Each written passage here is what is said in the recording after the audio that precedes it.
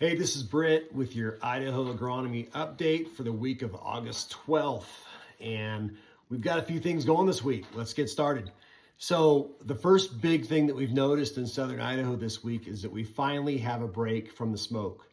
So over the past few weeks into July, the late end of July, early part of August, a lot of smoke. Air conditions were tough. It was hot and kind of had that stagnant air just sitting there with smoke.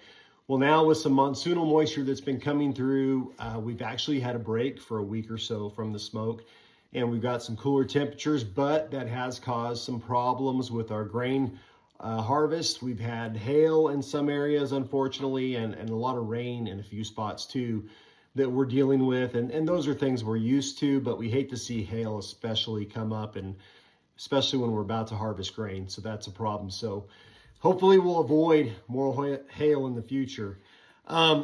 Let's talk about the variability of the grain harvest yields. A lot of variability. I've talked about it in my other updates. I know I've talked to a lot of farmers in combines, and they're telling me the yield monitor's just bumping all over the place. A lot of that is due to vole activity, taking either stand early in the season or actually taking the kernels by felling these stalks or stems later in the season and actually cleaning out the heads. And so guys were telling me they just see yield monitors just bump all around as they were harvesting. And we also saw that because of freeze injury that we had in that freeze during, I think it was June 18th or 19th. We had about 2 days there where we had a significant freeze events. And then we just had some poor quality stands in some areas that were affected as well and have been affected this year, especially in non-irrigated acres. We had some spring grain that is just look a little tough because of lack of moisture. So a lot of variability out there, but in the irrigated areas and in some non-irrigated areas, very good yields in a lot of spots too, is what I've been told. Let's talk about potatoes. A lot of calls on potatoes this week. My number one call over the past 7 to 10 days on potatoes has been about aphids. And apparently aphids have been blowing up from one end of the Magic Valley to the other end, actually over into eastern Idaho, into the Blackfoot, Aberdeen, American Falls area, and all the way west into, Glens Ferry, Mountain Home area. We have a lot of aphids showing up. Now, a lot of these aphids showing up in this, first, second week time frame of August are really exploding rapidly because realistically, I think it's because we put pyrethroids on. And when we put a pyrethroid on, it's a pretty broad spectrum disruptive insecticide. Maybe we used it to control loopers earlier in the July. And then all of a sudden these aphids explode because we've kind of wiped out that predatory complex of natural beneficial insects that have been working those aphids. And when they don't have something to hold them in check, they do explode. So I've been asked and got a lot of calls on this, been asked a lot about controlling aphids. My number one product I feel is the best fit agronomically at this time is Transform WG. It's a contact and systemic product. It's going to get aphids. It's going to give you control of thrips as well. And it's also going to give you activity on potato psyllids. So it's really a three-way, as far as three pests go, type of product. And it will not flare the aphids. It will not flare mites. It'll actually control aphids. Doesn't have any control of mites, but Transform does not have diverse or negative activity on natural predatory insects. So you think about ladybugs, lacewings, things like that. Transform doesn't have any activity on them. So they're going to stay there in the field and help you maintain your balance of predatory insects to the bad guys, aphids, mites, things like that. So big questions on that. Late season bite on spuds to manage early die. So a lot of early die showing up in the last 2 weeks. We've talked about it before. Early die is kind of a complex of different things going on in that plant. Primarily it's driven by verticillium.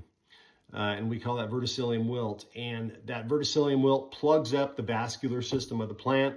And then slowly over time, over weeks, that plant is girdled essentially, and the vascular system plugs up, and then it starts to go down. The canopy starts to go down.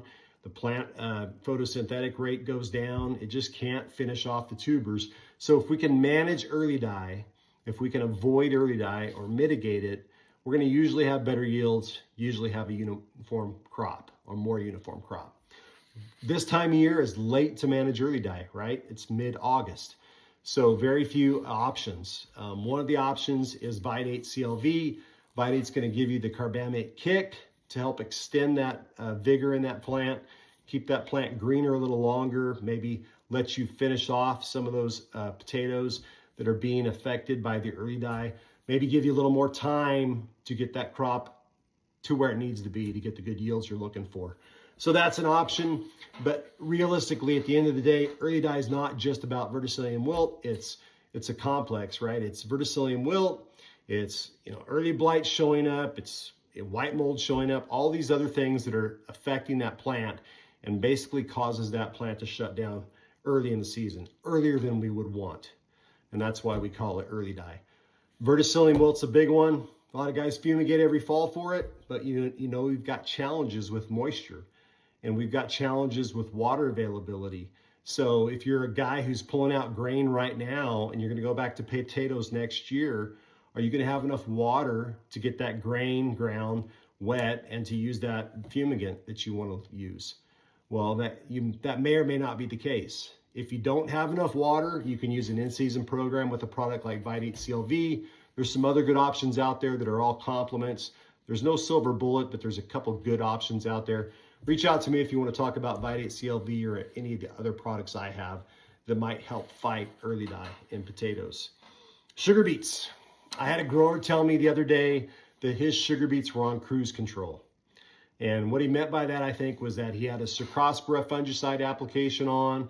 He had his insects in control or managed, things like leaf miner, aphids. They weren't bad. He's kind of taking care of things. The weeds are under control. He's finishing up his irrigations and his fertility applications and kind of starting to slow that crop down a little bit as we get to shorter days, we get to cooler nights. The crop is going into cruise control, and hopefully that crop is going to start building up the sugar levels in that plant or in that root that we're going to harvest. So I thought that was a kind of a cool way to talk about the sugar beet crop right now in cruise control. Let's talk about fall seeded small grains. Yeah, I know it's August, but I've already had calls on seed treatment for fall seeded grains. And in some areas, we'll have guys stick grain in the ground in August. In dry land areas, especially in higher elevation areas, there will be some grain that gets dusted in August. And the big concern there, the reason I got the call, was for grasshopper activity. What happens in August and September, and sometimes all the way into October, is as this grain, let's say it catches the rain after it gets seeded here in a week or two, starts coming up in September, and it's the only green thing around. And all these grasshoppers are coming out of range ground, they're coming out of desert ground, and they're looking for something green. And then you've got this wheat or barley, winter barley crop that's 2 inches tall and just succulent and tender. And that's like the filet mignon of a beef cow, right? Those grasshoppers want to go after that seedling. And so guys are talking about, how do I protect that from grasshoppers? Well, as far as seed treatments go, I have a product called Lumavia CPL. Lumavia is a systemic product that we use as a seed treat. It's very soft on beneficials, but it's target specific to grasshoppers, to cutworms, and to armyworms as well. Has activity on a couple other insect pests, but those are the key pests for the fall application. 3/4 of an ounce per 100 pounds of seed is the rate you want to be at for protection from grasshoppers. It's very economical, very affordable, and very convenient. Reach out to me if you want more information about Lumavia CPL, and we'll talk to you next week.